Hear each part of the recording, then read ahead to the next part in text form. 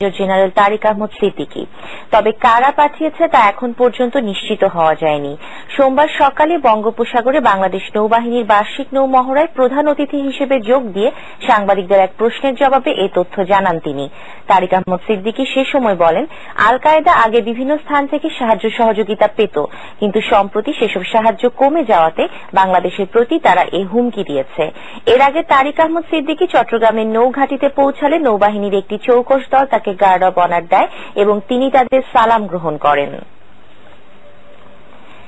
এদিকে বিএনপির ভারপ্রাপ্ত মহাসচিব মির্জা ফখরুল ইসলাম আলমগীর বলেছেন, আল কায়েদার কথা বলে সরকার মার্কিন যুক্তরাষ্ট্র এবং আন্তর্জাতিক বিশ্বকে কাছে টানার চেষ্টা করছে।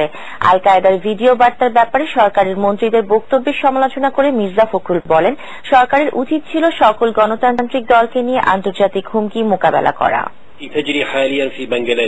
আল কায়েদা নেতা জাওয়াহিরির ভিডিও বার্তা নিয়ে বিভিন্ন মহলে ব্যাপক আলোচনা এবং উদ্বেগ দেখা দিয়েছে। রোববার এই নিয়ে সরকারের বেশ কয়েকজন মন্ত্রী, এমপি, বিএনপি জামাতের সংশ্লিষ্টতা নিয়েও সন্দেহ প্রকাশ করেন। এই মেসেজটা জাওয়াহিরির কাছে খালেদা জিয়া পৌঁছে দিয়েছে আমাদের লেডি লাদেন বেগম খালেদা জিয়া, যে এই জাওয়াহিরি তাদেরই তত্ত্বাবধানে তিনবার বাংলাদেশে এসেছিল। সরকার এরই প্রেক্ষিতে সোমবার নয়াপল্টনে দলের কেন্দ্রীয় কার্যালয়ে আয়োজিত সংবাদ সম্মেলনে মির্জা ফখরুল সরকারের মন্ত্রী, এমপিদের বক্তব্যকে অযৌক্তিক, হাস্যকর এবং মিথ্যাচার বলে অভিহিত করেন। আন্তর্জাতিক সন্ত্রাসের হুমকি যখন আসে তখন তো সরকারের দায়িত্ব হচ্ছে যে সকল গণতন্ত্রে বিশ্বাসী রাজনৈতিক দলগুলোকে একসাথে নিয়ে সেই ধরনের হুমকির মোকাবেলা করা, যে বাংলাদেশকে একটা জঙ্গি রাষ্ট্র, মৌলবাদী রাষ্ট্র, অকার্যকর রাষ্ট্রে পরিণত করবার একটা চক্রান্ত চলছে। সেই চক্রান্তেরই এটা আরেকটা কৌশল কিনা, আরেকটি তাদের আপনার পদক্ষেপ কিনা, সেটাও ভেবে দেখা দরকার বলে। 5 জানুয়ারি নির্বাচন আন্তর্জাতিক বিশ্বে গ্রহণযোগ্য হয়নি দাবি করে তিনি বলেন, বিএনপির আন্দোলনকে ঘুরিয়ে দিতেই নতুন নতুন কৌশল অবলম্বন করছে সরকার। প্রার্থী, ভোটার ও ভোটবিহীন নির্বাচন প্রহসনকে গোটা গণতান্ত্রিক বিশ্ব প্রত্যাখ্যান করায় আল কায়েদার হুমকির কথা বলে মার্কিন যুক্তরাষ্ট্রকে পক্ষে টানাই যে ক্ষমতাসীনদের মূল উদ্দেশ্য, এটা আর গোপন থাকলো না। একেই বলে ধর্মের কল বাতাসে নড়ে। আন্তর্জাতিক সন্ত্রাসবাদের বিরুদ্ধে সব আন্দোলনে বিএনপি সহযোগিতা করে আসছে বলেও মির্জা ফখরুল দাবি করেছেন। পত্রিকার পক্ষ থেকে মনিরুল ইসলাম মিন্টু, 18 নিউজ, ঢাকা। জামায়াতে ইসলামী বাংলাদেশে আল কায়েদার শাখা এবং দলটি বাংলাদেশকে সাম্প্রদায়িক একটি দেশে পরিণত করতে চায় উল্লেখ করে জামায়াতকে আবারও নিষিদ্ধের জোর দাবি করেছে গণজাগরণ মঞ্চ। সম্প্রতি আল কায়েদা প্রধান আইমান জাওয়াহিরির অডিও বার্তা প্রচারের প্রতিবাদে সোমবার সন্ধ্যায় শাহবাগের প্রজন্ম চত্বর থেকে এক মশাল মিছিলে অংশ নিয়ে এ দাবি জানান মঞ্চের মুখপাত্র ডাক্তার ইমরানিক সরকার। তিনি বলেন, জাওয়াহিরির বক্তব্যে সাম্প্রদায়িক শক্তি হেফাজতে ইসলামের সঙ্গে সংশ্লিষ্টতার প্রমাণ মিলেছে, তাই সরকারের এই দলটিও নিষিদ্ধ করা উচিত বলেও মন্তব্য করেন তিনি। পরে মশাল মিছিলটি টিএসসির রাজু ভাস্কর্যের সামনে থেকে ঘুরে কাঁটাবন হয়ে আবারও শাহবাগে গিয়ে শেষ হয়। মানি লন্ডারিং এবং সন্ত্রাসী কাজে অর্থায়ন প্রতিরোধে ভালো কাজের আন্তর্জাতিক স্বীকৃতি অর্জন করল বাংলাদেশ। এই স্বীকৃতির ফলে মানি লন্ডারিং ও সন্ত্রাসী অর্থায়ন প্রতিরোধে financial action task force FATF এর গ্রে লিস্ট থেকে বেরিয়ে এল বাংলাদেশ। আর এর ফলে বাংলাদেশের আমদানি ও রপ্তানি খরচ কমবে বলে জানিয়েছেন অর্থমন্ত্রী আবুল মাল আব্দুল মুহিত। 13 ফেব্রুয়ারি ফ্রান্সের প্যারিসে অনুষ্ঠিত financial action task force FATF এর সভায় বাংলাদেশকে মানি লন্ডারিং ও সন্ত্রাসী অর্থায়ন প্রতিরোধে আন্তর্জাতিক মান অর্জন করেছে বলে স্বীকৃতি দেওয়া হয়। 2010 সালে বাংলাদেশকে এই গ্রে তালিকায় বা পর্যবেক্ষণে রাখা হয়েছিল। বিকেলে অর্থ মন্ত্রণালয়ে এক সংবাদ সম্মেলনে অর্থমন্ত্রী আবুল মাল আব্দুল মুহিত বাংলাদেশের এই অর্জনের কথা জানান। সংস্থার প্রতিবেদনে মানি লন্ডারিং এবং সন্ত্রাস অর্থায়ন প্রতিরোধে বাংলাদেশ সরকারের রাজনৈতিক অঙ্গীকার ও উচ্চ পর্যায়ের সচেতনতার প্রশংসা করা হয়। ফাইন্যান্সিয়াল ইন্টেলিজেন্স ইউনিট তারাই এটা করে। তাদের সহায়ক প্রতিষ্ঠান হলো দুদক, সহায়ক প্রতিষ্ঠান হল NBR এও এরকম একটা ইন্টেলিজেন্স ইউনিট আছে। ফিনান্সিয়াল অ্যাকশন টাস্ক ফোর্স 34টি উন্নত দেশ ও 2টি আঞ্চলিক সংস্থা নিয়ে গঠিত আন্তঃরাষ্ট্রিক সংস্থা, যা মানি লন্ডারিং ও সন্ত্রাসী অর্থায়ন প্রতিরোধে আন্তর্জাতিক মান নির্ধারণ করে, যে মানদণ্ড বিশ্বের 180টি দেশ অনুসরণ এবং পালন করে থাকে।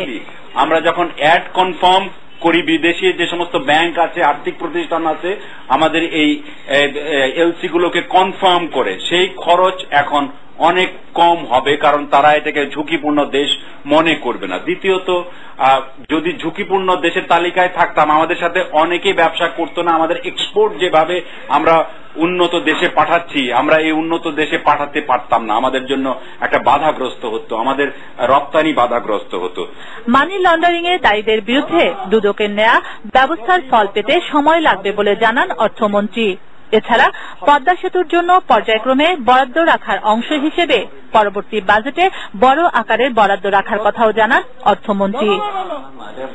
প্রতি বছর বাজেটে এর অ্যালোকেশন হবে।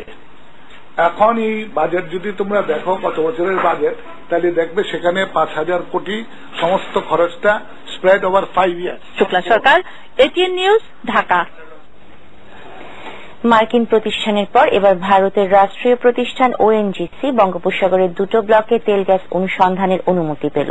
উৎপাদন বন্টন ও অংশীদারি চুক্তি 2012 অধীনে চুক্তি স্বাক্ষরের পর ওএনজিসি বলেছে খুব দ্রুতই তারা সাগরে কাজ শুরু করবে। ত্রিমাত্রিক জরিপে গ্যাস মিললে 8 বছরের মধ্যে তার থেকে গ্যাস পাবে বাংলাদেশ। বোরহানুল হক সম্রাটের রিপোর্ট। মায়ানমারের কাছ থেকে সমুদ্র সীমা বিজয়ের পর নতুন করে গভীর আর অগভীর সমুদ্রে ব্লক নির্ধারণ করে পেট্রোবাংলা। সেই ব্লকগুলোর মধ্যে কুতুবদিয়া, সাঙ্গুর কাছাকাছি জায়গা নিয়ে ব্লক 4 ও 9 গঠিত। সেই ব্লক দুটোতেই এবার কাজ শুরু করবে ONGC. We have the knowledge of the geology of this region because we are very nearby, and based on that our assessment is that these two blocks which we have bid, they are quite good. চুক্তি স্বাক্ষর অনুষ্ঠানের এই আয়োজনে উচ্ছ্বাস ছিল সরকারের মন্ত্রী, কর্মকর্তা সবার মাঝে। অর্থমন্ত্রী ও জ্বালানি উপদেষ্টা বলেন, নিকট ভবিষ্যতে জ্বালানি সংকট নিয়ে যে আশঙ্কা আছে, সমুদ্র থেকে গ্যাস পেলে তার অনেকটাই কেটে যাবে। আমাদের দৃষ্টি আরো দূরে নিবদ্ধ হয়েছে যে আমরা একটা উন্নত দেশ হব 2041 সালে। সেই স্বপ্নের দিকে যাত্রা করতে হলে এখনই আমাদেরকে কিছু দূরদর্শিতার সাথে পদক্ষেপ নেওয়া দরকার। এটা শ্যালো ওয়াটার, গভীর সমুদ্র, এসব জায়গায় যদি আমরা অন্বেষণ শুরু করি এবং আল্লাহ আমাদের প্রতি প্রসন্ন হন, ভাগ্য আমাদের প্রসন্ন হয়, তাহলে ইনশাআল্লাহ এখান থেকে আস্তে আস্তে আস্তে আস্তে করে আমাদের অয়েল, গ্যাস এগুলো আসা শুরু হবে। I wish this partnership well, and I believe not simply my lifetime, which is very short, it's almost coming to that, but in the lifetime of anyone who is present here, we are not going to have oil or energy crisis. We have to be cautious. We have to be prudent. 4 নম্বর ব্লকের আয়তন 7,269 বর্গ kilometre এবং 9 নম্বর ব্লকটি 7,026 বর্গ kilometre আয়তনের। চুক্তি অনুযায়ী আগামী 8 বছরের মধ্যে জরিপ, অনুসন্ধান ও উৎপাদনের কাজ শুরু করবে ভারতীয় প্রতিষ্ঠান দুটি। উৎপাদন বন্টন চুক্তি পিএসসি অনুযায়ী এই গ্যাস বিদেশে রপ্তানির কোন সুযোগ থাকছে না। একই সাথে প্রথম দিন থেকেই উৎপাদিত গ্যাসের অর্ধেকের বেশি অংশের মালিক থাকছে বাংলাদেশ। 60% মালিক সেটা আমরা প্রথম দিন থেকে থাকি। অবশ্যই মিনিমাম এখান থেকে শুরু, তারপরে এটা প্রোডাকশন কতটুকু হচ্ছে, কতটুকু বাড়তেছে, তার উপর ভিত্তি করে যে পরের যে রেঞ্জ যেটা হবে সেটা আপ টু গ্যাসের ক্ষেত্রে 85% পর্যন্ত এবং তেলের ক্ষেত্রে সেটা 95% হবে। বিশেষজ্ঞরা বলছেন, স্থলভাগে গ্যাস অনুসন্ধান ও উৎপাদনের ক্ষমতা থাকলেও গভীর এবং অগভীর সমুদ্রে অনুসন্ধানের সামর্থ্য অর্জন করতে পারেনি বাংলাদেশ। ফলে জাতীয় স্বার্থেই বিদেশি প্রতিষ্ঠানের সাথেই গ্যাস অনুসন্ধানের কাজ করতে হবে বাংলাদেশকে। বোরহানুল হক সম্রাট, এটিএন নিউজ, ঢাকা। 5 বছর সময় বাড়িয়ে দ্রুত বিচার আইন 2014 চূড়ান্ত অনুমোদন দিয়েছে মন্ত্রিসভা। আইনটি সংসদে পাশ হলে 2019 সালের 7 এপ্রিল পর্যন্ত এর কার্যকারিতা থাকবে। এর ফলে চাঁদাবাজি, যানবাহনে ক্ষতি, ত্রাস ও অরাজকতা সৃষ্টিকারীদের দ্রুত বিচারের আওতায় আনা যাবে। বিএনপি জামায়াত জোট সরকারের আমলে 2002 সালে দ্রুত বিচার আইন জারি করে সরকার। আইন জারির পর বিভিন্ন সময় আইনের কার্যকারিতা বাড়িয়ে সর্বশেষ 2012 সালে 2 বছর বাড়ানো হয়, যার কার্যকারিতা শেষ হবে 7 এপ্রিল। সোমবার প্রধানমন্ত্রী শেখ হাসিনার সভাপতিত্বে মন্ত্রিসভার বৈঠকে দ্রুত বিচার আইনের কার্যকাল 5 বছর বাড়িয়ে অনুমোদন দেওয়া হয়। দ্রুততার সঙ্গে বিচারের আইনটির গুরুত্ব বিবেচনা করে এই সময় বাড়ানো হয়েছে বলে সভা শেষে জানান মন্ত্রিপরিষদ বিভাগের সচিব। দ্রুত বিচার আইনের আওতায় বিভিন্ন ধরনের নাশকতার অপরাধে সর্বোচ্চ 5 বছর এবং সর্বনিম্ন 2 বছরের কারাদণ্ডের বিধান রয়েছে। আইন শৃঙ্খলা বিঘ্নকারী বিভিন্ন অপরাধ দমনের ক্ষেত্রে এবং এর বিচারের ক্ষেত্রে। কাজে জনস্বার্থে এর মেয়াদ বাড়ানো দরকার। তারা প্রস্তাব করেছিল 4 বছর বাড়ানোর জন্য, কিন্তু ক্যাবিনেট এটা আলাপ আলোচনা করে তারা বলল না, এটা 5 বছরের জন্য বাড়ানো সমীচীন হবে। নির্দিষ্ট কোন দলকে দমানোর জন্য যদি আইন হতো, তাহলে 2002 সন থেকে 2014 পর্যন্ত এই আইনটি কিভাবে চালু আছে। এছাড়া মন্ত্রিসভার বৈঠকে BIMSTEC centre for weather and climate প্রতিষ্ঠার জন্য এমওএ স্বাক্ষরের প্রস্তাব অনুমোদন দেওয়া হয়। 1 মার্চ থেকে 4 মার্চ মিয়ানমারে অনুষ্ঠেয় ওই সম্মেলনে প্রধানমন্ত্রী শেখ হাসিনা যোগ দেবেন এবং এটি যখন স্বাক্ষরিত হবে, কার্যকর হবে, তখন আশা করা যায় যে বাংলাদেশ এ থেকে লাভবান হবে। শুক্লা সরকার, এটিএন নিউজ, ঢাকা। স্লোগান ছিল সর্বস্তরে বাংলা ভাষা চালু করো, কিন্তু 52 সেই রক্তমাখা সফল আন্দোলন আর নতুন দেশের জন্ম হলেও কোথাও নেই সেই বাংলা। সরকারি বেসরকারি কোনো ক্ষেত্রেই বাংলা ব্যবহারের কোনো নির্দেশনা নেই। শেষ পর্যন্ত বাংলা ভাষা প্রচলনের জন্য উচ্চ আদালতের নির্দেশনা এসেছে। বিদেশি প্রতিষ্ঠান ও দূতাবাস ছাড়া দেশের সব সাইনবোর্ড, নেম প্লেট ও গাড়ির নম্বর প্লেট বাংলায় লেখার নির্দেশ দিয়েছেন হাইকোর্ট। আইন করা হলেও সরকারি বা বেসরকারি কোনো ক্ষেত্রেই বাংলা ব্যবহারের কোনো নির্দেশনা ছিল না। ঢাকার রাজপথ, অলিগলি, যেখানেই চোখ যায় বাংলা নয়, আছে ইংরেজির বাংলা প্রতিশব্দ। বেসরকারি প্রতিষ্ঠান তো বটেই, সরকারি প্রতিষ্ঠানগুলোতেও নেই বাংলার সঠিক ব্যবহার। মাধ্যমিক বা উচ্চ মাধ্যমিক পর্যন্ত শিক্ষার্থীরা বাংলায় পড়তে পারলেও উচ্চশিক্ষার ক্ষেত্রে বাংলা ভাষা অনেকটাই অবহেলিত। হাতে গোনা কয়েকটি ছাড়া সব বিশ্ববিদ্যালয়ের প্রতিটি পাঠ্য বই ইংরেজিতে। এর মাধ্যমে উচ্চশিক্ষায় বাংলা ভাষাকে অবহেলা করা হচ্ছে বলে মনে করছেন শিক্ষাবিদ, ভাষা সৈনিকরা। আমাদেরও সুসময়ের একটা স্লোগান ছিল কিন্তু সর্বস্তরে বাংলা চালু করো, অর্থাৎ উচ্চশিক্ষা, বিজ্ঞান শিক্ষায় মাতৃভাষার ব্যবহার। আমরা কিন্তু সেটা করতে পারিনি। বিশ্ববিদ্যালয়গুলোতে যে গ্রন্থাগার আছে সেখানে দেখা যাবে যে শতকরা 5 ভাগ বইও বাংলায় না। বিশ্ববিদ্যালয়ের প্রকাশনাগুলোর দিকে তাকালে দেখা যাবে সেখানে অধিকাংশ প্রকাশনাই ইংরেজি ভাষায়, মাতৃভাষায় না। সকল ইলেকট্রনিক মিডিয়া এবং নাম্বার প্লেট সহ গাড়ির নাম্বার প্লেট এবং এই সাইনবোর্ড ইত্যাদিতে বাংলায় লেখার জন্য নির্দেশনা দিয়েছেন। সর্বত্র বাংলা ভাষা প্রচলন আইন 1987 অনুযায়ী কেন এটা কার্যকরী ব্যবস্থা করার জন্য নির্দেশনা দেওয়া হবে না, এই মর্মে রুল জারি করেছেন। হাইকোর্টের এই আদেশ মেনে চললে দেশ ও দেশের বাইরে বাংলা ভাষার মর্যাদা ও ব্যবহার বাড়বে বলে মনে করেন বাংলা একাডেমির মহাপরিচালক। অফিস আদালতের ফাইল লেখা থেকে শুরু করে সিদ্ধান্ত দেয়া সকল কিছু বাংলায় করেন, তাহলেই এটি সফলতার পর্যায়ে পৌঁছতে পারবে। আমরা আশা করি সকলেই হাইকোর্টের আদেশটাকে অত্যন্ত গুরুত্বের সঙ্গে নেবেন। উচ্চ আদালতে বাংলা ব্যবহারের ক্ষেত্রে কোনো আইনি বাধা নেই বলে মনে করেন সাবেক প্রধান বিচারপতি ABM খায়রুল হক ও বিচারপতি সৈয়দ আমিরুল ইসলাম।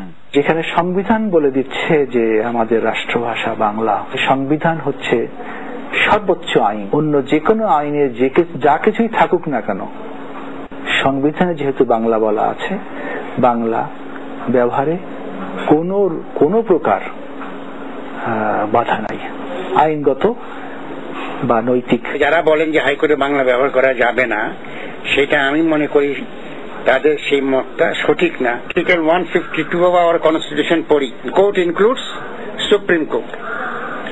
আর বাংলা ভাষা প্রচলন আইনে বলছে আদালত। সেই সংজ্ঞা অনুযায়ী যদি ধরি, তাইলে ওই আদালতের সংজ্ঞায় আমাদের উচ্চতর আদালতও পড়ে। 87 সাল থেকে এটা একেবারে সরকারিভাবে ভাষা হয়ে গেল, আদালতে ব্যবহার্য ভাষা। হাইকোর্টে বাংলায় মুসাবিদা করা 2-1 আইনজীবী রয়েছেন যারা অনেক আগে থেকে বাংলা ভাষার ব্যবহার করছেন মাতৃভাষার প্রতি দরদ থেকে। হাইকোর্টের এই আদেশের মাধ্যমে ইংরেজি ব্যবহারের বৃত্ত থেকে বেরিয়ে উচ্চ আদালতের সব ক্ষেত্রে বাংলা ব্যবহার করা হলে আদালতের রায় সাধারণ মানুষের কাছে হয়ে উঠবে বোধগম্য। Shaon Mahfuz, ATN news, Dhaka.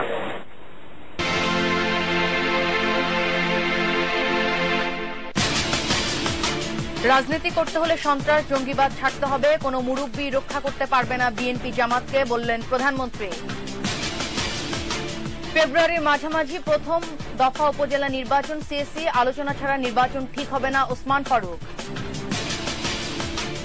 নীলফামারীতে নূরের উপর হামলার প্রধান আসামি লাশ উদ্ধার, সাতক্ষীরায় শিবির কর্মী নিহত, নাটোরে আওয়ামী লীগ নেতা খুন।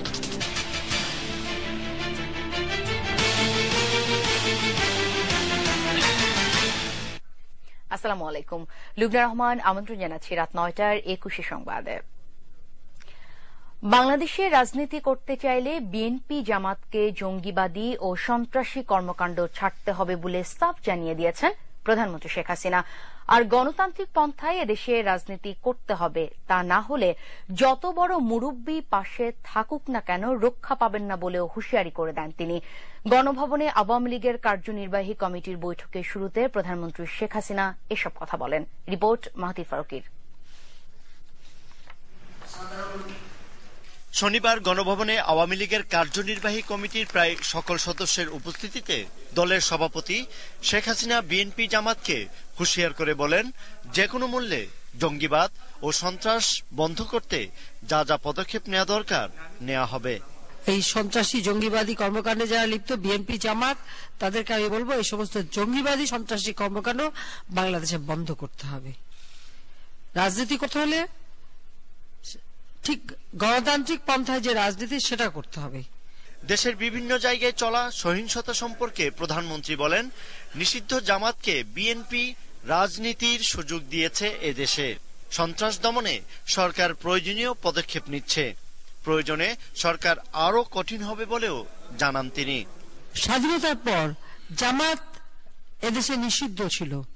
মার্শাল অর্ডিন্যান্সের মাধ্যমে সংবিধান সংশোধন করে জিয়াউর রহমান এই জামাতকে রাজনীতি করার সুযোগ দিয়েছিল এবং যুদ্ধাপরাধী যারা আজকে বিচার হচ্ছে তাদেরকে জিয়াউর রহমানের স্ত্রী খালেদা জিয়া মন্ত্রী বানিয়েছিল। কাজে অপরাধীদের সাথে এরা আছে, কাজে এরা অপরাধী সংগঠিত করবে এবং এই জঙ্গিবাদী এবং সন্ত্রাসী কর্মকাণ্ড বন্ধ করার জন্য যা যা পদক্ষেপ নেওয়া দরকার সেটাই আমরা গ্রহণ করবো, মনে করে যাচ্ছি, আমরা করে যাচ্ছি এবং ইনশাআল্লাহ আমরা সফল হবো। বাংলাদেশের মাটিতে কোনো জঙ্গিবাদ সন্ত্রাসের স্থান হবে না। তাদের যত বড় মুরব্বী থাকুক, যতই তাদের পক্ষে কথা বলুক, কাজী তাদেরকে রক্ষা করতে পারবে না। শেখ হাসিনা বলেন, সরকার শপথ নেয়ার পর দেশে স্বস্তি ও শান্তি ফিরে এসেছে। জনগণ সন্ত্রাসী কর্মকাণ্ড মেনে নেবে না বলেও জানান তিনি।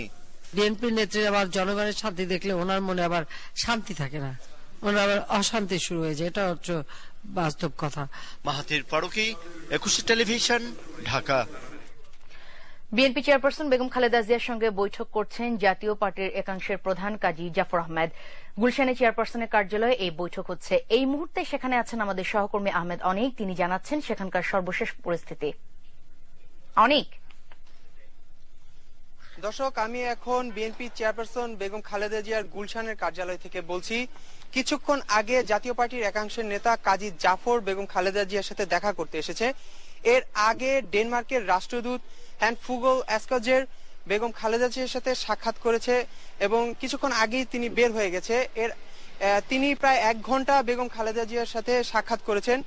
তবে সাক্ষাতের ব্যাপারে হ্যান্ড ফুগল কারোর সাথে কোনো গণমাধ্যমের সাথে কথা বলেনি। তবে বিএনপির পক্ষ থেকে জানানো হয়েছে যে তিনি বেগম খালেদা জিয়া বর্তমান রাজনৈতিক পরিস্থিতি এবং দুই দেশের স্বার্থ সংশ্লিষ্ট বিষয়ে আলাপ আলোচনা করেছে এবং প্রায় তিনি 1 ঘন্টা সাক্ষাৎ করার পর 9:15টার দিকে তিনি বের হয়ে গিয়েছে।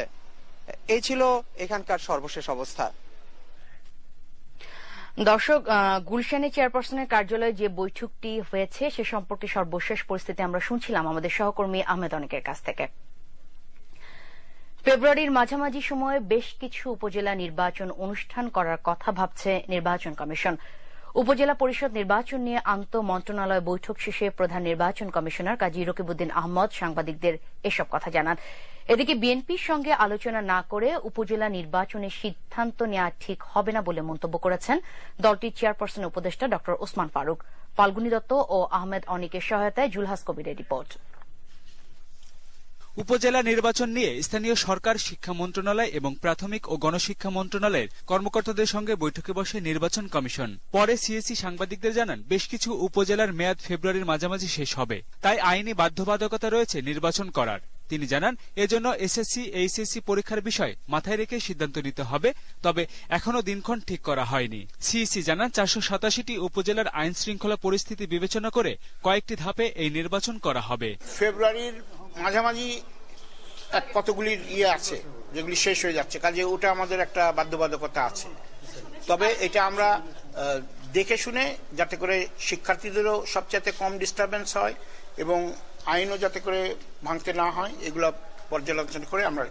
এদিকে দশম জাতীয় সংসদ নির্বাচন যেভাবে হয়েছে তাতে নির্বাচন কমিশন বিতর্কিত হয়ে পড়েছে উল্লেখ করে বিএনপি চেয়ারপারসনের উপদেষ্টা ডক্টর ওসমান ফারুক বলেন, বিএনপির সঙ্গে আলোচনা না করে উপজেলা নির্বাচনের সিদ্ধান্ত নেওয়া ঠিক হবে না। দশম সংসদের নির্বাচন নিয়ে একটা অস্বস্তিকর অবস্থা চলছে, একটা প্রশ্নবিদ্ধ নির্বাচন হয়েছে, নির্বাচন কমিশনের ভূমিকা বিতর্কিত হয়েছে। এই পরিস্থিতিতে আবার এখন একটা স্থানীয় সরকারি নির্বাচন করা, এর আগে আমরা মনে সব দলের সাথে, বিশেষ করে প্রধান বিরোধী দল সংসদে যারাই থাকুক, কিন্তু দেশের প্রধান বিরোধী দল বিএনপি, তাদের সাথে আলাপ আলোচনার মাধ্যমে বোধ করি দিন তারিখ ঠিক করা উচিত ছিল। অন্যদিকে সাবেক নির্বাচন কমিশনার সাখাওয়াত হোসেন বলেন, এটি স্থানীয় সরকার নির্বাচন, তাই নির্বাচন কমিশনের কোনো রাজনৈতিক দলের সঙ্গে আলোচনা না করলেও চলে। বিএনপি হয়তো একটা দাবি করতে পারে, কিন্তু এই দাবিটা যে একেবারে হুবহু এটা মানে বাধ্যবাধকতা আছে ইলেকশন কমিশনের এমন কিছু না। এটা কিন্তু ব্যক্তিগত নির্বাচন, ইন্ডিভিজুয়াল নির্বাচন।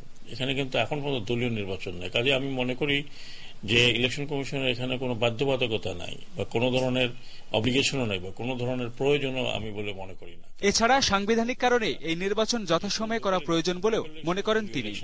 দলের কি মতামত না মতামত। জুলহাস কবির, 21 টেলিভিশন, ঢাকা। দশম সংসদ নির্বাচনের আগে নীলফামারীতে সংস্কৃত মন্ত্রী আসাদুজ্জামান নূরের গাড়ি বহরে হামলা মামলার প্রধান আসামি গোলাম রব্বানীর মৃতদেহ উদ্ধার করেছে পুলিশ। এদিকে নাটোরের সিংড়ায় আওয়ামী লীগ নেতা ও ইউপি চেয়ারম্যান ফজলার রহমান ফুনুকে কুপিয়ে হত্যা করেছে দুর্বৃত্তরা। আর সাতক্ষীরায় যৌথ বাহিনীর সাথে সংঘর্ষে ছোটন নামে এক শিবির কর্মী নিহত হয়। সহকর্মীদের সহায়তায় বিস্তারিত জানাচ্ছেন মোহাম্মদ নুরুন নবী। গেল 14 ডিসেম্বর নীলফামারীতে সাংসদ ও বর্তমান সংস্কৃতি মন্ত্রী আসাদুজ্জামান নূরের গাড়ি বহরে হামলায় বেশ কয়েকজন হতাহতের ঘটনা ঘটে। ভাগ্যক্রমে বেঁচে যান নূর। এবার এই হামলায় মামলার প্রধান আসামি গোলাম রব্বানী রহস্যজনক খুনের শিকার হলেন। শনিবার সকালে নীলফামারী ডোমার সড়কের পাশ থেকে তার মৃতদেহ উদ্ধার করে পুলিশ। এদিকে তথ্য ও যোগাযোগ প্রযুক্তি প্রতিমন্ত্রী জুনায়েদ আহমেদ পলকের সংবর্ধনা শেষে বাড়ি ফেরার পথে দুর্বৃত্তদের হামলায় নিহত হলেন সিংড়া আওয়ামী লীগ নেতা ও ইউপি চেয়ারম্যান ফজলার রহমান ফুনু। 5-7টা মোটরসাইকেল নিয়ে 10-12 জন আসি, গাড়ি বাধা দেয়, আমি গাড়ির টান দিতে লাগি, তখন গাড়ি পড়ে যায়, তখন থেকে খুব শুরু করে। এ ঘটনায় পুলিশ তদন্ত শুরু করলেও হামলার কারণ অজ্ঞাত বলে জানানো হয়েছে। পুরো বিষয়টা আমরা পর্যালোচনা করতেছি, কি কারণে বা কারা এই ঘটনার সাথে জড়িত, এবং এই পর্যায়ে আমাদের তদন্ত কার্যক্রম অব্যাহত আছে। অলরেডি ঘটনাস্থলে পুলিশ চলে গেছে। অন্যদিকে ভোর 4:30টার দিকে গোপন সংবাদের ভিত্তিতে যৌথ বাহিনী সাতক্ষীরায় অভিযান চালানোর সময় পূর্ব ভোমরা এলাকার সংঘর্ষের ঘটনা ঘটে। এ সময় ছোটন নামে এক শিবির কর্মী নিহত হয়। জামাত শিবিরের সন্ত্রাসীরা আমাদের প্রতি পেট্রোল বোমা, গুলি, ককটেল নিক্ষেপ করতে থাকলে আমরাও পাল্টা জীবন এবং সম্পদ রক্ষার স্বার্থে পাল্টা গুলি করি। Desk report, 21 television. সহিংসতার আগুনে পুড়ে যাওয়া রোগীদের দীর্ঘশ্বাসে এখনও ভারী ঢাকা মেডিকেল কলেজ হাসপাতালের বার্ন ইউনিট।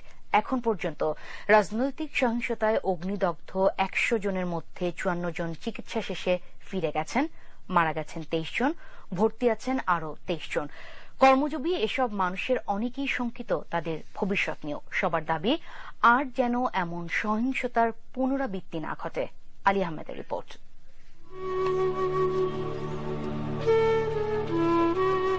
হরতাল অবরোধে গাড়ি নিয়ে বের হতে না পারায় তেমন একটা আয় রোজগার ছিল না ফেনীর রিপন মিয়ার।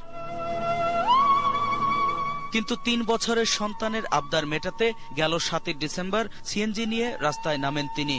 ফেনীর মহিপালে দুর্বৃত্তদের ছোড়া পেট্রোল বোমার আঘাতে নষ্ট হয়ে গেছে তার ডান চোখ। আমরা কি মিছিলে গেছি, আমরা কারো পক্ষ নিয়ে একটা লাঠি দিয়ে কারো দিয়ে মাথা মারে দিছি। আমি তো আমার বুঝজ্ঞান হয়েছে পর্যন্ত কাউকে একটা থাপ্পড় দিইনি। আজকে আমি কেন এগিয়ে দিতেছি। শরীরের অধিকাংশ আগুনে ঝলসে গেছে, ব্যান্ডেজ দিয়ে মোড়ানো প্রায় সারা শরীর। রাজনৈতিক সহিংসতায় ফল ব্যবসায়ী শাহাদাতের এই করুণ পরিণতি। আমার 10 ইনকাম করতে মাই পুলিশ খাওয়ান লাগে, আমি এটি কত দাম করছি। আমার তো প্যান্ট নীতি দিয়েছে সবচেয়ে বড়। আমার ভিতরে কোন আওয়ামী লীগ বিএনপি নেই, এটার অভাবে শহরে চলে। আর কুমিল্লার মুদি দোকানদার লাল মিয়া জানেন না পুড়ে যাওয়া এই শরীর নিয়ে হাসপাতাল থেকে ফিরে কি করবেন তিনি। আমি আমার প্রেমের কাছে বোঝা হয়ে গেছি, আমার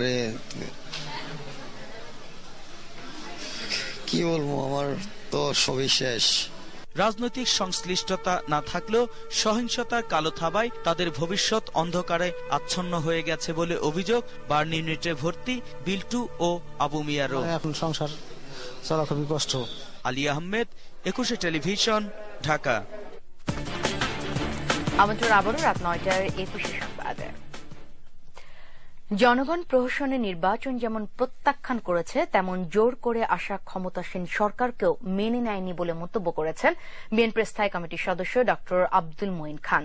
বিএনপির প্রতিষ্ঠাতা ও সাবেক রাষ্ট্রপতি শহীদ জিয়াউর রহমানের ৭৮তম জন্মবার্ষিকী উপলক্ষে জাতীয় প্রেসক্লাবে অনুষ্ঠিত আলোচনায় স্থায়ী কমিটির আরেক সদস্য ড খন্দকার মোশাররফ হোসেন দাবি করেন ৫ই জানুয়ারির নির্বাচনে ৫% বেশি ভোট পড়েনি। আকবর হোসেন সুমনের রিপোর্ট। দীর্ঘ ২.৫ মাস আত্মগোপনে থাকা অধিকাংশ বিএনপি নেতা শনিবার দলের প্রতিষ্ঠাতা ও সাবেক রাষ্ট্রপতি শহীদ জিয়াউর রহমানের জন্মবার্ষিকীর অনুষ্ঠানে যোগ দেন। ৫ জানুয়ারি নির্বাচন নিয়ে জনগণের মনে প্রশ্ন রয়েছে উল্লেখ করে বিএনপির স্থায়ী কমিটির সদস্য ড মঈন খান বলেন, জনগণ এ নির্বাচন প্রত্যাখ্যান করেছে। আজকের যে সংসদের জনগণের কোনো প্রতিনিধি নেই, যেখানে বানোয়াট একটি সংসদে নিজেরা কোন প্রতিদ্বন্দ্বীবিহীন নির্বাচনে নির্বাচিত হয়ে এসেছে, নির্বাচন ব্যতি রেখে তা প্রত্যাখ্যান করে আজকে নতুন করে দেশনেত্রী বেগম খালেদা জিয়ার নেতৃত্বে এদেশে গণতন্ত্রকে, বহুদলীয় গণতন্ত্রকে পুনঃ প্রতিষ্ঠা করার সংগ্রামে আপনারা যোগ দিন। দলের আরেক নেতা ড খন্দকার মোশাররফ হোসেন অভিযোগ করেন, একতরফা নির্বাচন ও ক্ষমতা গ্রহণের মাধ্যমে গণতন্ত্র ধ্বংস করে আবারও বাকশাল প্রতিষ্ঠা করতে চায় আওয়ামী লীগ। পিঠা ভাগাভাগি করে আজকে একটি এমন পার্লামেন্ট তৈরি করেছে যে এই পার্লামেন্টে বিরোধী দলের কোনো অস্তিত্ব নাই। এই ধরনের পার্লামেন্ট, এটা বাংলাদেশের ইতিহাসে কলঙ্কজনক। আজকেও বাকশাল না করে, আইন না করে, ঠিক একইভাবে 15তম সংশোধনের মাধ্যমে বাংলাদেশে একদলীয় একটি সংসদ প্রতিষ্ঠা করে প্রকারান্তরে বাকশালের প্রতিষ্ঠা এই আওয়ামী লীগ করেছে। আন্দোলন অব্যাহত থাকবে ঘোষণা দিয়ে গণতন্ত্র প্রতিষ্ঠায় সর্বস্তরের নেতাকর্মীদের আরো সক্রিয় হওয়ার আহ্বান জানান বিএনপি নেতারা। বিএনপি এই আন্দোলন দমনে সম্পূর্ণভাবে পরাভূত আপনারা করতে পারেননি। আন্দোলন সামনে আসছে। আকবর হোসেন সুমন, 21 টেলিভিশন, ঢাকা। বাংলাদেশের সংখ্যালঘু সম্প্রদায়ের উপর হামলার ঘটনায় উদ্বেগ প্রকাশ করে এ ধরনের হামলা বন্ধ করার আহ্বান জানিয়েছে যুক্তরাষ্ট্র। পাশাপাশি রোহিঙ্গা সংখ্যালঘুদের নাগরিকত্ব দিতে মিয়ানমারের প্রতি আহ্বান জানিয়েছে দেশটি। শুক্রবার যুক্তরাষ্ট্রের পররাষ্ট্র দপ্তরের নিয়মিত সংবাদ সম্মেলনে মুখপাত্র জন পিসাকি এসব কথা বলেন। আরও জানাচ্ছেন বাঁধন অধিকারী। মার্কিন পররাষ্ট্র দপ্তরের মুখপাত্র জেন পিসাকি বাংলাদেশের সাম্প্রতিক সহিংসতা নিয়ে সাংবাদিকদের প্রশ্নের জবাবে যুক্তরাষ্ট্রের অবস্থান তুলে ধরেন। তিনি বলেন, সহিংসতা কোনো রাজনৈতিক প্রক্রিয়ার অংশ হতে পারে না। রাজনৈতিক নেতৃত্বকে সহিংসতা পরিহার, আইনের শাসন নিশ্চিত করা এবং সংখ্যালঘু নিপীড়ন বন্ধের আহ্বান জানান তিনি। বাংলাদেশের সব রাজনৈতিক নেতৃত্ব এবং ভবিষ্যতে যারা নেতৃত্ব দিতে চান তাদের উচিত সহিংসতায় মদত না দিয়ে আইন শৃঙ্খলা প্রতিষ্ঠায় ক্ষমতার সর্বোচ্চ ব্যবহার করা, সেই সঙ্গে সংখ্যালঘুদের উপর সহিংসতা ও তাদের ভয়ভীতি প্রদর্শন থেকে বিরত থাকা উচিত। এদিকে বাংলাদেশ মিয়ানমার সীমান্তের রাখাইন রাজ্যে গেল সপ্তাহে নারী শিশু নিহতের ঘটনায় উদ্বেগ প্রকাশ করা হয় নিয়মিত এই সংবাদ সম্মেলনে। এ সময় মুখপাত্র পিসাকি সহিংসতা বন্ধ করে রোহিঙ্গাদের নাগরিকত্ব নিশ্চিত করতে মিয়ানমারের প্রতি আহ্বান জানান। আমরা খুবই উদ্বিগ্ন যে মিয়ানমারের নিরাপত্তা বাহিনী সংখ্যালঘু রোহিঙ্গাদের উপর অতিরিক্ত বল প্রয়োগ করছে, আর এ কারণে সহিংসতা বাড়ছে। সহিংসতা কোনো সমাধান নয়। আমরা রোহিঙ্গাদের নাগরিকত্ব নিশ্চিত করে এবং ঘর হারাদের দেশে ফেরার সুযোগ তৈরি করে দিতে মিয়ানমারের প্রতি আহ্বান জানাচ্ছি। মিয়ানমারের রাজনৈতিক কর্মীদের বরাতে শুক্রবার বিবিসি জানায়, গেল সপ্তাহের ওই পুলিশি হামলায় ৮ রোহিঙ্গা নিহত হয়েছেন। বাঁধন অধিকারী, 21 টেলিভিশন। এবার বাণিজ্য সংবাদ।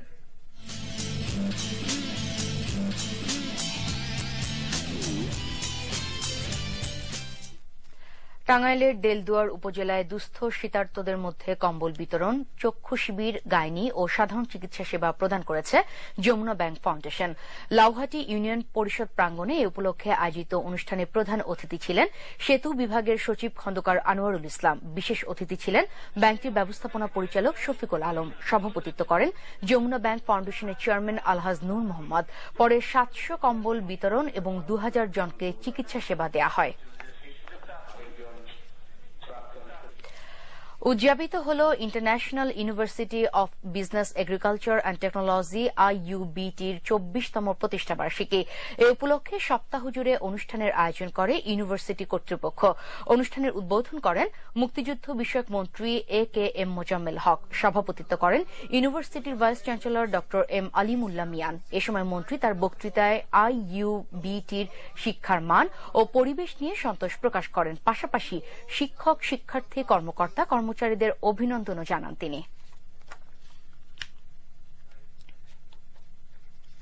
এবার মডার্ন ডায়াগনস্টিক সেন্টার আন্তর্জাতিক সংবাদ।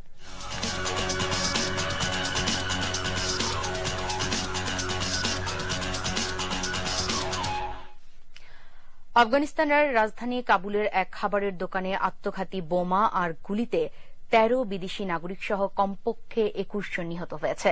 এদের মধ্যে আন্তর্জাতিক মুদ্রা তহবিল IMF এর একজন এবং জাতিসংঘের 4 প্রতিনিধি রয়েছেন। আফগানিস্তানের উপ স্বরাষ্ট্রমন্ত্রী আইয়ুব সালিঙ্গা জানান, কাবুলের ওয়াজির আকবর খান এলাকায় তাভেরোনা ডু লিবান নামে একটি খাবারের দোকানের গেটের বাইরে আত্মঘাতী বোমার বিস্ফোরণ ঘটানো হয়। পরে দুজন বন্দুকধারী খাবারের দোকানে ঢুকে 10 মিনিট ধরে এলোপাথারি গুলি চালায়। এ ঘটনার তীব্র নিন্দা ও প্রতিবাদ জানিয়ে বেসামরিক নাগরিকদের উপর হামলা বন্ধের দাবি জানিয়েছেন জাতিসংঘের মহাসচিব বান কি মুন। কয়েকটি বিদেশি দূতাবাস সহ বিভিন্ন দেশের কূটনীতিকদের বাসভবন রয়েছে ওই এলাকায়। হামলার দায় স্বীকার করেছে তালেবান। এবার রোমানিয়া বিস্কুট খেলার খবর।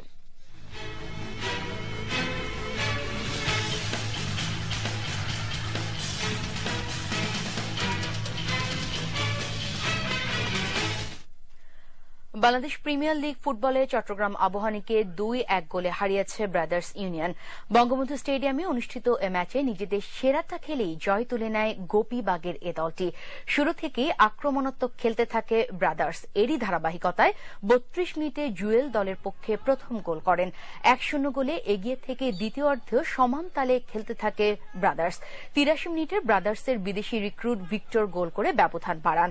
87 মিনিটে আতিকুর গোল করে ব্যবধান কমান। শেষ দিকে দুদলই প্রতিপক্ষের সীমানায় বেশ কয়েকটি বিক্ষিপ্ত আক্রমণ চালায়, তবে আর কোনো গোল না হওয়ায় জয় নিয়ে মাঠ ছাড়ে ব্রাদার্স।